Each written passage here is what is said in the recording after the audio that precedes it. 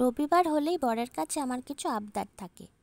এই প্রচণ্ড গ্রীষ্মের দাবদাহে সেই আবদারের তালিকায় থাকলো দইয়ের লস্যি আর তরমুজের শরবত। আমরা এখন বাংলা নিয়ে চর্চা করতে প্রায় অনেকটাই ভুলে গেছি।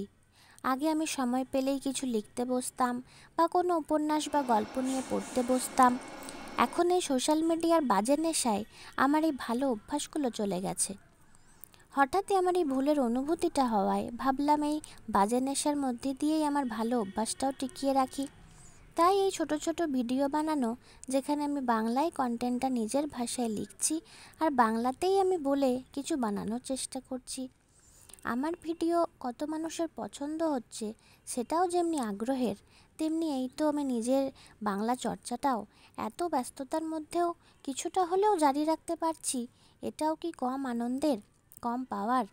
নিজের ভাষাকে ভালোবাসা সবার প্রথমে হওয়া উচিত। নিজের ভাষার সিনেমা, নিজের ভাষার উপন্যাস, নিজের ভাষায় কন্টেন্ট বানানো, নিজের ভাষাকে যদি আমরাই না চর্চা করি তাহলে বাংলা ভাষা এগিয়ে যাবে কি করে? নিজের মা, নিজের বাড়ি, নিজের শহরের মতোই নিজের ভাষাও আমার কাছে খুব আপন আর খুব ভালোবাসার। তাই সব মানুষই পারে যে কোনো নেগেটিভিটির মধ্যেও ঠিক পজিটিভ দিকটা খুঁজে নিয়ে নিজের ও নিজের চারপাশটা সুগন্ধি শীতল বাতাসে ভরিয়ে রাখতে।